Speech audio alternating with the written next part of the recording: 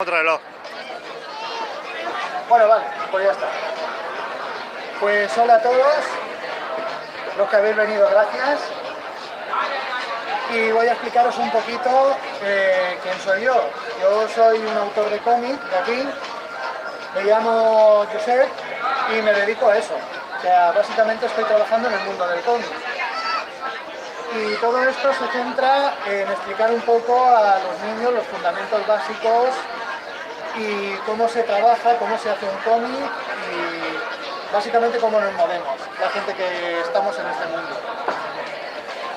Pues, a ver, yo cuando empecé, o sea, yo era un niño normal, que sencillamente le gustaba dibujar y me gustaba mucho contar historias también. Entonces opté por dedicarme al cómic porque es una forma muy barata de contar historias. Como ser un director de cine, pero no tienes que aguantar a los actores ni tienes que aguantar nada. Directamente tú trabajas con tus actores, con tu proyecto. Número 84 de la librería Bibliocafé. La autora Ahora. Isabel Barceló. No, ahora nada. Signa la segunda Mujeres A ver si de escucha, a ver si escucha nada.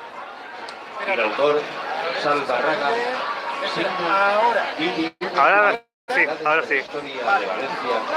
Café. No, A la caseta número 84 de la librería Bibliocafé. a ver si Apago escucha. y vuelvo a encender. ¿Ahora mejor? Ahora sí. Vale, he apagado y encendido. No, eso. O sea, yo llevo desde hace relativamente poco dedicándome profesionalmente a esto, pero esto nace siempre como una afición, por lo que tengo yo visto. La gente que se dedica a esto siempre empieza como una afición y acaba dedicándose profesionalmente. Es una cosa que más que tener una formación, es una vocación. Entonces, a mí ahora mismo se me ha puesto aquí arriba para hablar de esto y francamente no tengo ni puñetera idea. Yo no sé explicaros cómo se... Bueno, sí que sé explicaros cómo se hace un cómic, pero yo no sé explicaros los entresijos y tal, porque yo no soy una persona técnica. Yo soy una persona que se ha puesto a dibujar y punto. O sea, yo lo único que tengo es pasión por hacer esto. No tengo una formación. Es como cuando le preguntaron a Tarantino si él había estudiado cine. Él dijo claramente, yo no he estudiado cine, yo solamente me he limitado a ver cine. Y luego he hecho cine. Básicamente, mucha gente, entre la que yo me incluyo, funcionamos así. Empezamos así. Entonces, es eso. Ahora mismo estoy editando, tengo unos cómics que han salido José Antonio Murgui. con cierto Signa éxito, puedo decir. Solo es el fin de la soledad. Y pues nada, o sea, esto es también muchas veces una cuestión de suerte. Entonces, básicamente, si tenéis alguna duda, si tenéis cualquier cosa y queréis preguntar... Signa el ser libre. Dibujito. La última sombra roja. Hay un dibujito, sí. Hecho. El autor Julio Carreras. Signa la segunda. Que tienes otro lápiz de colores. A la caseta número 37 de la librería Bibliomanía. ¿Ah? No, está pintado por... Ya hay un dibujito. Vale, hazlo. Y bueno, sí, ya me he dado cuenta ya. A ver, ¿se me oye o no se me oye? Vale. Pues bueno, el proceso siempre parte de una idea. Siempre cuando empiezas un cómic, partes de una idea. A veces la idea viene porque alguien te ha pedido algo en concreto, quieren que hagas un cómic de un tema en concreto, o a veces sencillamente estás garabateando, haces un dibujo y ese dibujo te sugiere una idea. A partir de ahí empieza el proceso. El proceso es, tú creas un guión basándote en el concepto. Normalmente todas las historias, para ti y para todo eso, las No historias se escucha. tienen 3 puntos que son... Ahí con el micro. A ver, ¿qué tal ahora? No, no. ¿Nada? ¿Tampoco? Ahora sí. Venga. Pues eso, normalmente cualquier historia, sea para cómics, sea para cine, para literatura, la gente que se dedica a todo eso sabe muy bien que son 3 puntos. Hay una trama, un nudo y un desenlace. Con esos 3 puntos claros, una vez has establecido la trama, el nudo y el desenlace, pasas a hacer el guión, escribes todo lo que vas a dibujar a lo largo de todo el proceso, de todo el cómic. Luego, una vez tienes eso hecho, divides por capítulos y empiezas a hacer lo que se llama el guión visual, o no sé si lo habéis visto en el cine, el storyboard. Cuando se crean los dibujitos sobre la cámara se moverá de tal plano a tal plano enfocando esto. En el dibujo de cómic pasa exactamente lo mismo. Tienes una página y dependiendo de lo que te interese representar en cada momento, las viñetas adquirirán una forma para dar un significado y lo que haces es intentar encajar en la página todas las viñetas de forma que todo cuadre. Y una vez que tiene eso, el proceso es conocidísimo. Se dibuja a lápiz, otra persona o la misma persona, el mismo autor en mi caso, que lo hago yo todo, lo pasará a tinta. Hoy en día ya hay gente que trabaja en digital, pasando a tinta en digital. Yo lo hago de forma artesanal con plumas. Y luego, una vez has hecho eso, ya sí que digitalizas el cómic, añades color, añades textos, preparas todo para que se imprima y ya se llevaría a la imprenta. O sea, el proyecto de un cómic en sí es una cosa muy sencilla y aunque tiene muchos pasos es sencillísimo. Y eso es a lo que me dedico, o sea, no hay más. Un muñequito. Yo me pego, por eso me dicen, sube aquí y haz una charla. Yo digo, a ver, yo puedo contaros lo que yo hago, pero realmente es eso, o sea, yo soy una persona que se pone y dibuja, no tengo mi formación. ¿Cómo dibujo? ¿No? Al otro lado. Yo tengo, por ejemplo, en Bellas Artes y todo eso, pero aquí, quitando algún caso aislado, no hay una escuela propia de cómic donde se pueda aprender los fundamentos básicos. Entonces uno tiene un poco siempre que mirar fuera, autores extranjeros, escuelas extranjeras y moverse un poquito así. Hoy, gracias a internet, cualquier cosa, cualquier duda que tenemos, la podemos resolver en nada, en 5 minutos. Cualquier duda sobre dibujar una perspectiva, sobre dibujar cualquier cosa que queramos añadir en el cómic, hoy en día, gracias a internet, lo podemos saber. Que eso es otra cosa, los dibujantes de cómic se nos tiene a veces un poquito infravalorado. Pero lo cierto es que el cómic es uno de los artes más completos, porque una persona que va a dibujar un cómic está dibujando una historia, va a tener que dibujar personajes, complementos, fondos, va a tener que saber ubicar a los personajes en esos fondos para que la composición tenga una orientación que lleve a la persona que lo está leyendo a donde el autor quiere llevarlo. Luego habrá que lo hagan con mejor o menor acierto, pero sí que se intenta eso, guiar y orientar. Básicamente el cómic, aunque está muy infravalorado, hay gente que cree que el cómic es un arte bastante actual, de principios del siglo pasado o así, cuando autores como el autor de Little Nemo empezó a publicar en periódicos. En realidad el cómic es el arte más antiguo que existe, porque el cómic se le llama arte secuencial muchas veces, porque va a base de secuencias contándonos cosas. Y eso, el primer arte que vio la humanidad ya lo hacía. Las pinturas rupestres que hay en las cuevas no son una escena pictórica bonita. Ahí el autor o el troglodita de turno que lo estuviese pintando, lo que quería era decirnos: estoy cazando un mamut y el mamut se caza de esta forma, para que las personas que después entrasen a la cueva vieran cómo había que cazarlo. Era una forma de representarlo. Si nos vamos más a una época más futura, en los jeroglíficos egipcios ya hay historias que la gente, los investigadores, han podido descubrir cómo era la vida en Egipto a través de los jeroglíficos, porque en ellos contaban cómo se segaba y se comerciaba a lo mejor con el trigo, o cómo se hacían los ladrillos para las pirámides. Todo eso está a base de dibujos donde por secuencias se va contando cómo era la colecta, cómo era la preparación y cómo se cocían los ladrillos. Luego, si nos vamos más a la época más actual, ahí ya nos encontramos también con el concepto que tenían en la Edad Media de la religión. Por ejemplo, la religión aunque es un tema un poquito hoy controvertido y tal, en aquella época el arte vivía por la religión, por representaciones pictóricas de santos, de ángeles y todo. Pero el problema que tenían era que querían transmitírselo a gente que no sabía leer ni escribir. ¿Cómo lo hacían? La mejor forma era crear una serie de murales a lo largo de toda la iglesia donde se veía a Adán y Eva en el Edén, la caída en el pecado, el sacrificio de Abraham, y todo eso era por dibujo secuencial que una persona pobre que no tenía cultura podía entrar y entendía lo que estaba pasando.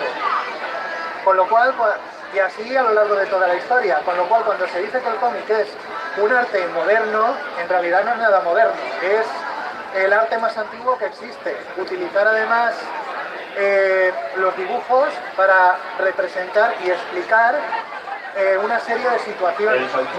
Luego lo que pasa es que nosotros hoy día creamos historias de la nada y lo aprovechamos para contar lo que queremos contar. Antiguamente servía a un propósito más mundano, a transmitir información y a transmitir conocimientos. Hoy en día, ya como los conocimientos nos lo transmite la propia sociedad y se nos va en la cultura, el cómic ya puede pasar a ser un arte más, por decirlo así, más de entretenimiento. Cómic más para relajarnos, o sea, un arte más para relajarnos. Ahí es donde viene el cómic. El cómic viene para que uno coja el libro y pase un buen rato leyendo una historia, viendo una historia. Y así es como el cómic ha ido evolucionando hasta lo que es hoy en día, partiendo desde pinturas rupestres hasta lo que es hoy. Toda la humanidad ha estado salpicada por el... de la llibreria Bibliocafé, l'autor Tadeusz Kalinka señala la seva obra Príncipes Punti.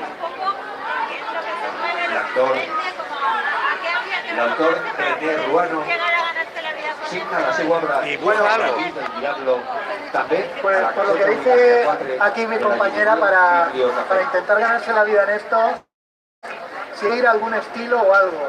Eso es un tópico como la continua.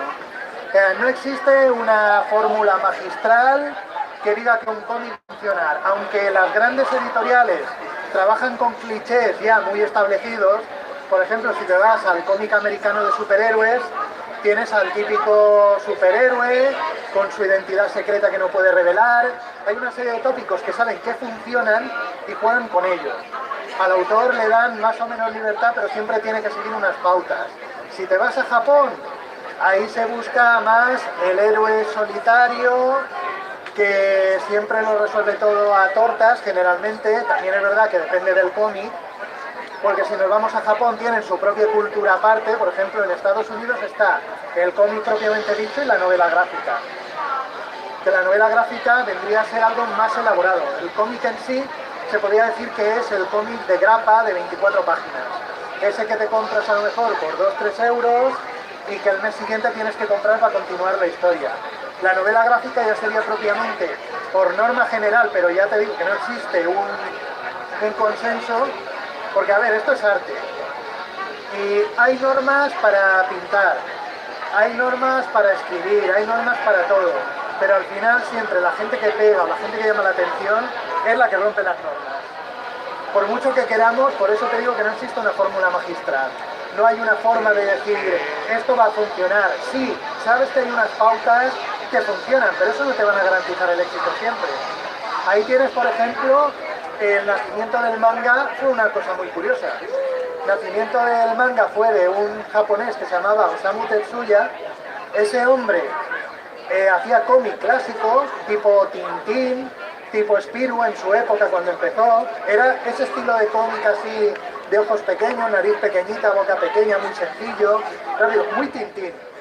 Pero ese hombre buscaba algo nuevo y se le ocurrió, viendo una tira cómica del Pato Donald, se le ocurrió incorporar los ojos de los muñecos Disney a los personajes de cómic clásico.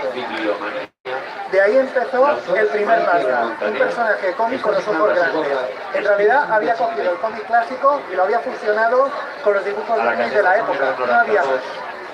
Luego ese hombre se hizo muy famoso por el estilo y ya empezaron a copiar ese cliché porque vieron que funcionó. Hay infinidad de cómics y como os digo, o sea, no existe una fórmula, porque hay cómics idénticos, unos muchas veces por el dibujo, a veces es por la combinación. Hay un autor canadiense llamado Brian Lee O'Malley, es un hombre bastante reciente en la esfera del cómic, y ese hombre, él lo reconoció, él no tiene un estilo de dibujo bueno, él es una persona que sabe hacer 4 monigotes y ya está, pero le contó una historia al mundo que le enganchó, sacaron 6 tomos y han llegado hasta hacer una película. El cómic se llama Scott Pilgrim, no sé si alguien de aquí lo habrá visto. En Estados Unidos fue una película de bastante repercusión, porque el cómic en sí fue de mucha repercusión. Y el cómic tenía un dibujo bastante malo, pero tenía una historia que enganchaba. Por eso no hay una fórmula magistral. Cuando vas a trabajar es bueno tener una base y es bueno seguir unas pautas para evitar perderte. Pero hay que dejar siempre que fluya. Sobre todo, que si tú tienes algo que quieres contar, contarlo. Y si las reglas te entorpecen, cambiarlas y ajustarlas, pero es importante tenerlas.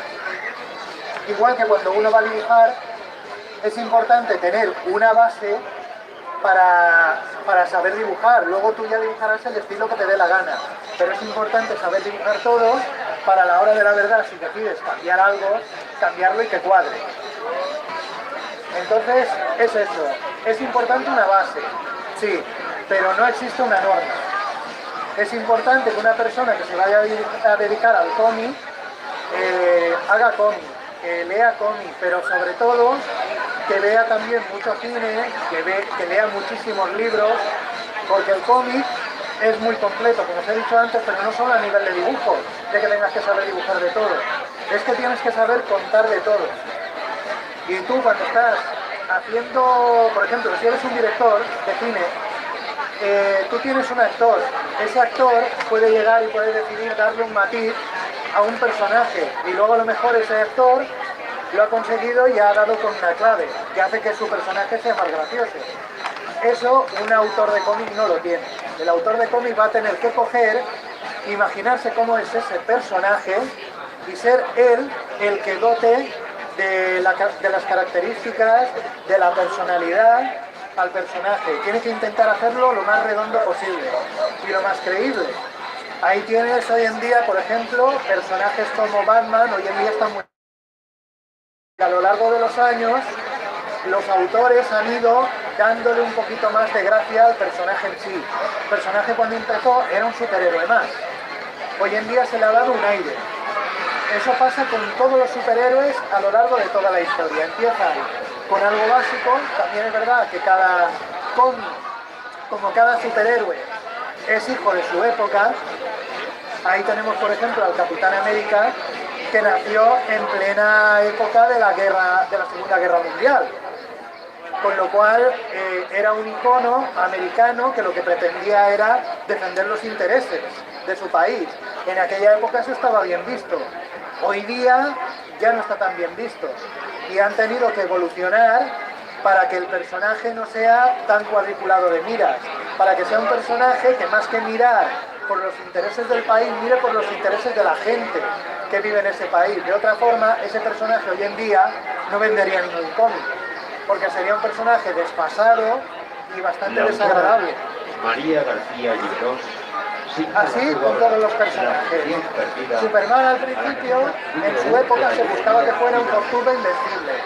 Cuando descubrieron que el Fortuna invencible ya no vendía, añadieron la kriptonita para que tuviese una debilidad. Y a la caseta Con lo cual, de la librería Yuna. es una cosa que poca gente sabe realmente. O sea, por ejemplo, Superman al principio no tenía la kriptonita, era virtualmente indestructible, pero a la gente en aquella época le gustaban esos cómics. Cuando la gente se aburrió de ese tipo de superhéroes, tuvieron que guionistas y autores ver si encontraban algo. Curiosamente, fue en una radionovela en la que añadieron la kriptonita. No fueron los autores de cómics. Batman fue diferente. Batman cuando empezó iba con una ametralladora matando gángsters. Es una cosa que poca gente sabe. Hoy en día, Batman, por ejemplo, uno de sus puntos fuertes es su ética de no matar a nadie. Sin embargo, él cuando empezó iba matando gángsters, La autora porque era la más de normal. Él nació en plena ley seca, bastante antes que Superman, que es algo que la gente no tiene muy claro. Él nació en plena ley seca y los gángsters eran el cáncer de la y a sociedad. la caseta Se buscaba que el superhéroe destruyera ese cáncer. Hoy en día, como la gente ya estamos más abiertos y buscamos la ética, buscamos que los superhéroes representen el bien puro y duro y buscamos que haya una ética, el personaje lo han decorado y han conseguido que hoy en día asuste pero no mate. Puede usar fuerza, pero es fuerza no letal. Entonces, eso solo, o sea, 4 ejemplos tontos para que veáis cómo un cómic nace, cómo evoluciona, igual que la historia del cómic ha ido evolucionando. O sea, el cómic es la humanidad que lo está leyendo. Y eso es otro punto. Hay mucha gente que cree, porque a ver, si yo ahora os pregunto, ¿qué es la parte más importante del cómic? ¿Cuál? De la estructura del mismo. Cuando uno abre una página y se ve esto,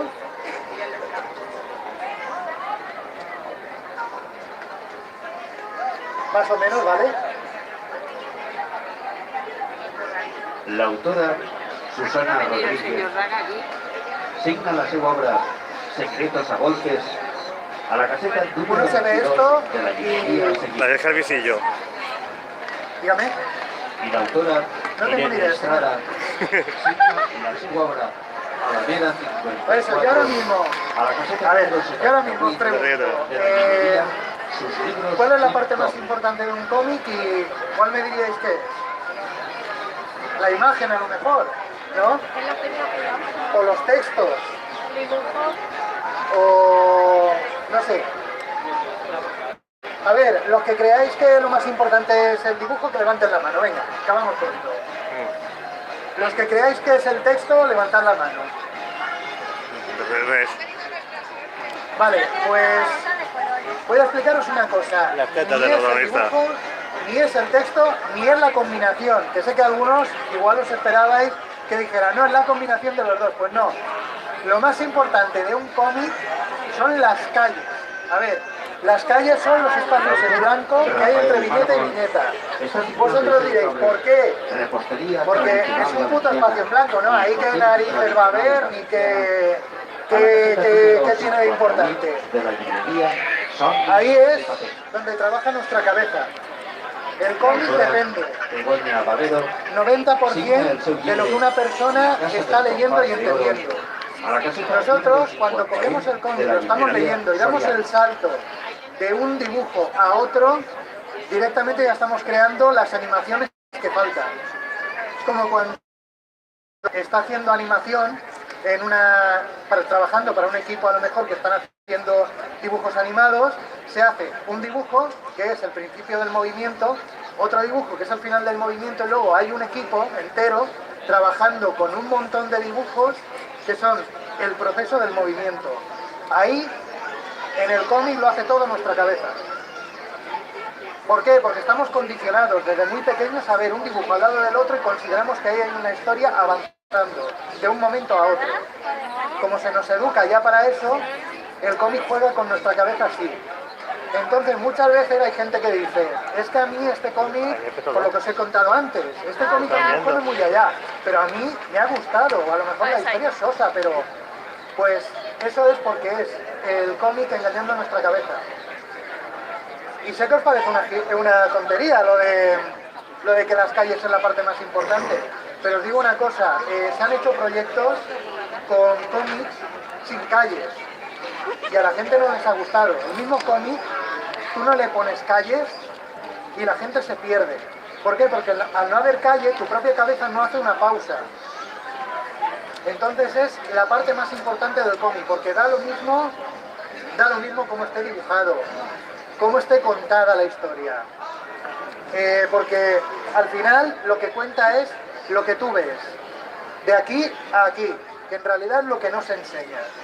Pero es nuestra propia cabeza ya está pensada desde el primer momento para funcionar con símbolos y con reacciones visuales. Y el cómic juega mucho con eso. Vosotros, si yo os preguntara por qué el manga se ha hecho tan importante, La mateixa hora, ¿por qué? a la sala Porque los Museu 2, japoneses nos invaden. Porque el cómic americano es bueno. Full de lectura. No estoy defendiendo el manga a favor del cómic americano, yo estoy hablando de todo en general. Pero el manga tiene una cosa que el cómic americano no tiene. El cómic americano siempre ha apoyado mucho el apoyo visual. O sea, trabajan mucho el dibujo, lo elaboran mucho, eso está muy bien. Pero tenemos un problema.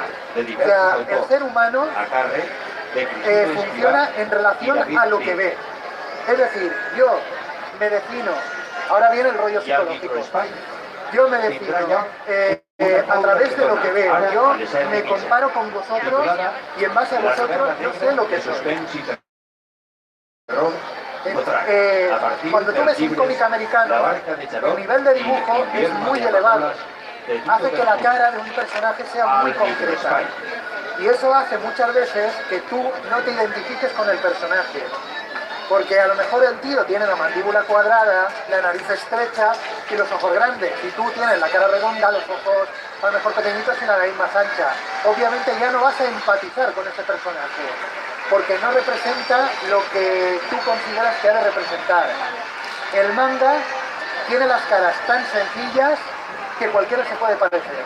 L'autora Por una cosa muy María sencilla. Villamayor signa de seus sobres Las 12 llaves y Los años muertos a la caseta número 33. A ver, estoy seguro de que muchos de vosotros habéis visto una lata de refresco y en la lata de refresco habéis visto una cara. O el morro de un coche y en el morro de un coche habéis visto una sonrisa, habéis visto ojos y boca.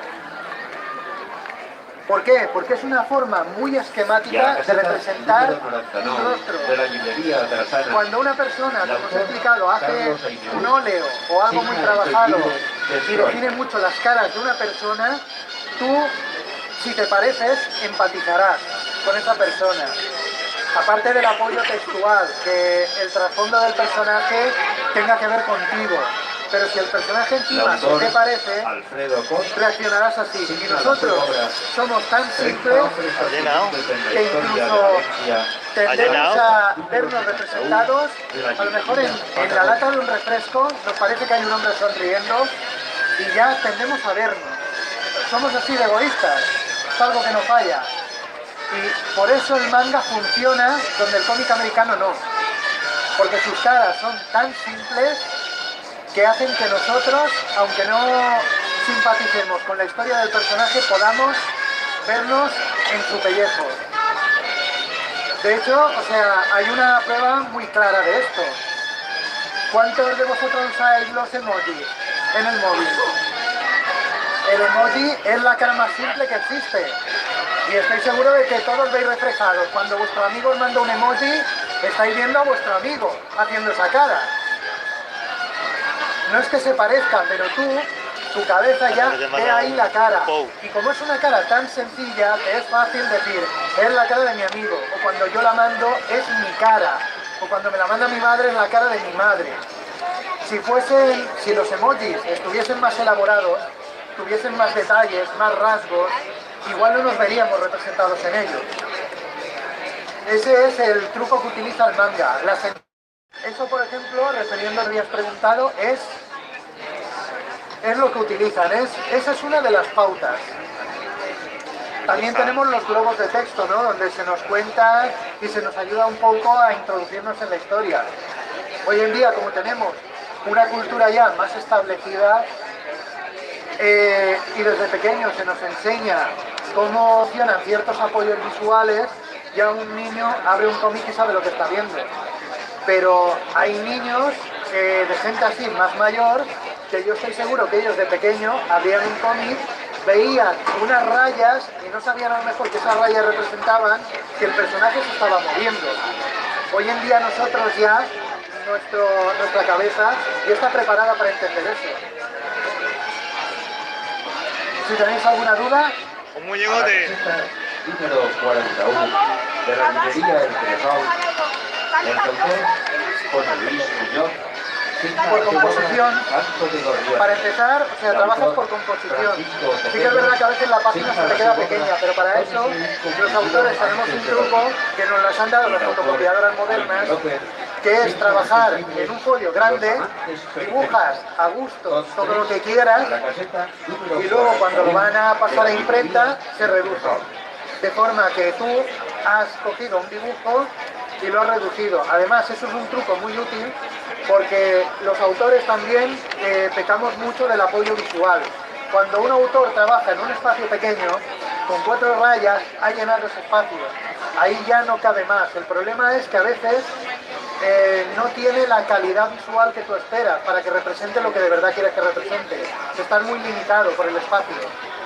Por eso, si trabajas en grande, tú te condicionas. A mí ahora me pasa que estoy trabajando en un material mucho más grande y siempre me da la impresión de que voy a dejar un hueco vacío. Al final lo terminas llenando con una raya, con un edificio, aunque sea con una nube en el cielo, acabas llenándolo porque lo ves vacío. Y luego cuando reduces, se ve todo en detalle y bien comprimido y bien elaborado. Yo lo que pasa es que no he podido traer nada porque estoy haciendo cómics para adultos, habiendo niños, comprenderéis que no puedo, ¿vale? Pero, o sea, por eso, el cómic en el que trabajo yo es un cómic para adultos. Y el orden en el que haces la viñeta, desde el primer momento, cuando te enfrentas a la hoja en blanco, ya reservas el espacio donde va a ir. Sí, o sea, bueno, el bocadillo. eso tiene que ver con lo que te he explicado, con lo que os he explicado antes a todos del proceso. Cuando estoy haciendo el guión gráfico, yo ya tengo en cuenta de lo que quiero que sea más importante en la página y normalmente le reservaré más espacio en la página y el resto de viñetas apoyarán un poco esa imagen. Pero siempre hay una imagen principal y varias viñetas que apoyarán esa imagen. Entonces yo, cuando he hecho el guión gráfico, ya lo tengo en cuenta. Entonces yo, enfrentarme a la hoja en blanco, del todo no me enfrento. Tengo ya un apoyo preparado. Porque si no sería un caos y el cómic a lo mejor tardó un año en hacer, podía pegarme 4 o 5. Porque además haría el trabajo, luego no me gustaría, lo tendría que desechar, volver a empezar, mientras que con el guión gráfico yo ya sé desde el primer momento si me gusta o no me gusta. Además el guión gráfico es nada, son 4 muñequitos con palos y circulitos para yo tener más o menos claro lo que quiero representar. Y si eso está mal y tengo que desecharlo y volver a hacerlo, son 5 minutos. No es como hacer una página que te supone a lo mejor 2 o 3 días de trabajo para luego desecharla. No vale la pena. Entonces es eso, o sea, me enfrento a la hoja en blanco, sí, pero voy cubierto. ¿A qué viñeta le doy importancia? No le doy a la primera de la página, le doy importancia a la viñeta principal, a la que en esa escena está encabezando la parte importante. Eso es, yo me lo divido, yo juego un poco usando el cine de apoyo y si os fijáis, generalmente todo se divide por escenas y hay una escena en la que a lo mejor hay un tío en un laboratorio, entran 2 amigos, se ponen a hablar con él y luego se van. ¿Cómo lo haría yo? Yo en ese momento, la principal, quizá, pues seguramente así en frío, tal y como os lo estoy planteando, pues podría ser o el científico al principio de todo, trabajando solo en el laboratorio, así os ubico dentro del laboratorio, tendríais una panorámica más o menos del laboratorio, lo veríais a él trabajando, veríais el contexto de la imagen y luego las demás, que servirían de apoyo, veríais ya la conversación, cómo se desarrolla y eso te daría una pauta y luego ellos se irían. Podría hacer eso o bien de principal usar una intermedia en la que él estuviese ya en medio del laboratorio hablando con ellos. Al principio sería una viñetita pequeña con él en el laboratorio, luego ya cuando entran ellos aprovecharía esa más grande o central, que sería la principal, la que establece el contexto, y luego ellos se irían. Así es como yo trabajo. Y bien es verdad que, como os digo, por mucho que haya reglas, el autor de cómics, no el dibujante, porque hay dibujantes de cómics que hacen trabajos bárbaros y todo eso, porque tienen a guionistas muy buenos, pero el que es autor, el que es dibujante y autor, no sigue una pauta porque no debe responder ante nadie. Yo, por ejemplo, yo respondo ante mi editorial. Yo tengo que cumplir con unas normas, pero yo como autor en sí tengo plena libertad. Y si decido trabajar así y a la editorial le gusta el resultado, yo no tengo ningún problema. Si hay un autor que decide utilizar otro sistema no sé, para crear un contexto y orientarnos, lo hará igual. Recuerdo un autor que, por ejemplo, él cuando dibujaba no usaba viñetas, usaba un sistema secuencial en el que él dibujaba el fondo de una calle, y era una panorámica de una calle que se veía desde a vista de pájaro, con sus coches, su todo, se veía en pequeño al protagonista a lo mejor, y si se cruzaba con un amigo, poco a poco nos representaban caras del personaje hablando con el amigo, pero no había fondo. El fondo era el fondo de la calle que había añadido en un principio. No necesitaba más para contarnos nada. Él ya te había establecido un fondo. Tú sabías que eso sucedía en esa calle, pero no veías los detalles de la calle, veías sencillamente la calle. Y luego el hombre lo representaba así, no había más. Igual que hay autores que eligen por no meter fondo, o hay autores que trabajan el fondo muchísimo. En Francia, por ejemplo, vosotros conocéis de sobra Asterix, y ya os lo he nombrado antes, Tintín, Spirou, toda esa gente que viene de la vieja escuela, muy buena, representaba mucho fondo. Parece que les diera miedo de que se te olvidase a ti dónde estaba el personaje. Se les había enseñado que siempre había que representar el fondo. Hoy en día, como tenemos el cine, y se nos representa una panorámica y luego se nos enfoca ya los personajes, hoy en día el cómic se hace casi igual. Pueden meter una panorámica para meter en contexto al personaje y luego ya no centrarte en el fondo sino en ellos. Tú el contexto ya lo has establecido. Dibujo a la caseta número 31 de la librería Ampreta. Cuando dibujas una viñeta concreta, desde un primer momento ya le reservas el espacio donde va a ir el texto y lo dibujas. Y luego... Hazlo gráficamente. Sí, espera, ahora... Hazlo, que se acaba el tiempo. Bueno, referente también a tu pregunta, o sea, sí, normalmente empiezo del fondo hacia el personaje, o sea, primero crearé el fondo y luego crearé el personaje, voy por decirlo así, de atrás hacia adelante. No pasa nada porque hay autores que lo hacen al revés, hay autores que meten el personaje y luego encajan el fondo. Yo personalmente hago primero el fondo y luego voy superponiendo las cosas. Empiezo a lo mejor con los edificios del fondo, luego los edificios más cercanos, luego la calle, luego el personaje. Pero aunque hay hoy en día muchas reglas, mucha formación, es que tampoco hay un convenio, por decirlo así, de cómo se ha de trabajar. Que yo creo que eso es importante, porque, como os he dicho al principio, a ver, esto es un arte, como todos, como la música, como la escritura, y existen pautas, existen normas, pero al final a la gente se le recuerda cuando rompe esas normas. Al final es el autor virtuoso el que rompe con las reglas y el que crea cosas nuevas. Ese es al que la gente recuerda. Ahora, por ejemplo, se ha hablado del autor del que inventó el manga. Sin embargo, no era un gran autor, pero rompió las reglas que habían establecidas y ese hombre hoy en día es conocido. Cuando empezó Stan Lee a crear Marvel, también pretendió romper las reglas. De hecho, o sea, Stan Lee, tenía una serie de cómics que eran básicamente de monstruos y de lo que se llamaba en aquella época, historias tipo de terror para adolescentes, tipo La cosa del pantano, el conde Drácula, el monstruo de Frankenstein, y él se dio cuenta de que ya no vendía. 5 minutos. Lo que vendía era superhéroe. ¿Qué hacer? No sabían qué hacer. Se le ocurrió la idea de Spider-Man, porque encajaba más dentro de sus historias de monstruos que de superhéroes propiamente dicho, pero él pretendía crear un superhéroe. Pero también quería romper un poco las reglas, no quería el típico superhéroe de hombre, adulto, establecido. Creó a Spider-Man, un chaval, adolescente, con sus miedos y sus fobias, y ese evolucionó al Spider-Man que hoy conocemos. Por eso Spider-Man siempre es un adolescente. Porque Stan Lee, cuando lo creó, quería crear un personaje distinto. Y hoy en día a Stan Lee se le recuerda se le recuerda por haber roto las reglas en su momento.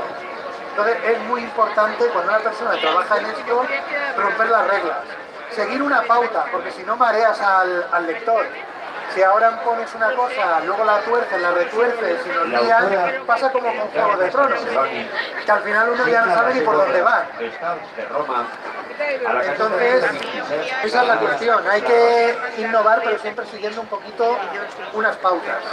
Y a la caseta número 21. Dibuja, dibuja. El autor Antonio.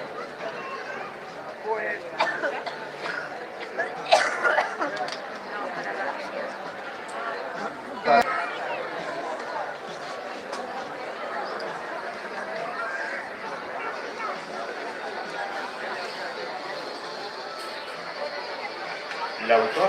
Bueno, está un poquito en vasto, ¿vale? Pero para que veáis, o sea, se parte de esto. A la caseta número 44. De un boceto sencillísimo. La lástima es que no tengo así ahora material para un poco claro. Voy a intentarlo, ¿vale? Pero Y a la caseta. que para que veáis que diga, tío, está puesta para ir al manga y está dibujando manga, sí, por desgracia. Yo lo que pasa es que he aprendido tanto de cómic americano como de manga y al final no sé ni qué narices dibujo. Gente que me dice, ¿tú qué estilo tienes? Yo, pues, francamente, ni idea. No lo sé.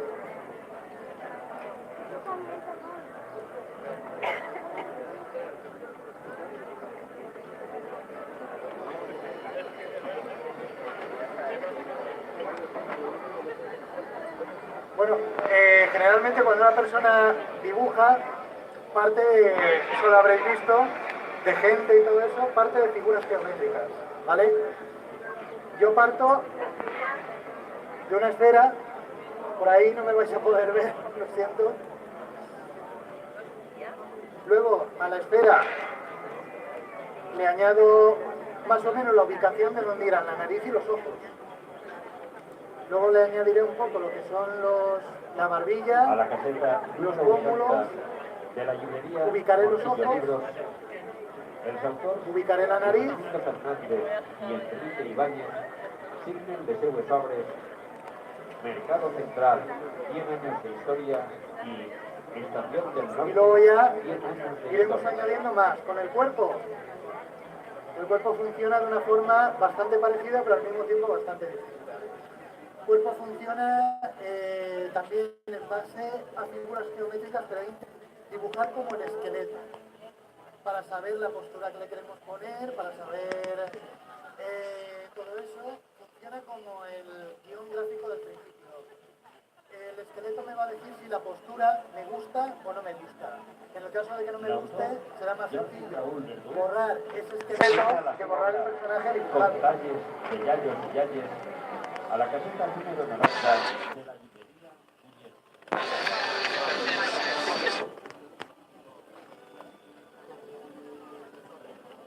Con eso yo ya me ubico donde voy a poner las articulaciones y todo, y luego rellenar.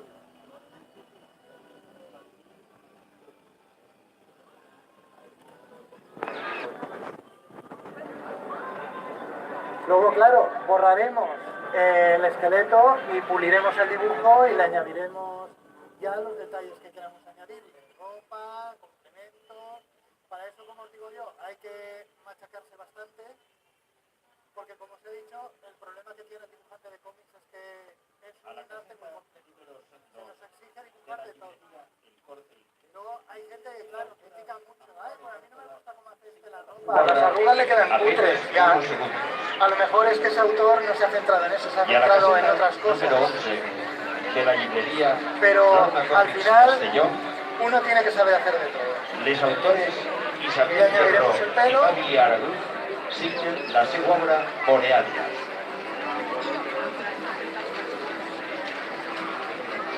Luego le añadiremos también ropa.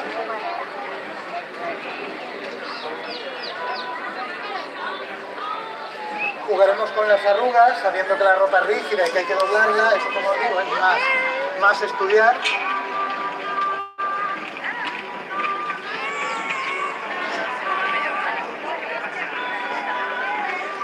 Para saber la caída que tiene que tener la ropa y todo, hay que saber. Pero lo bueno que tiene el dibujo es que siempre tenemos el apoyo visual que tenemos en la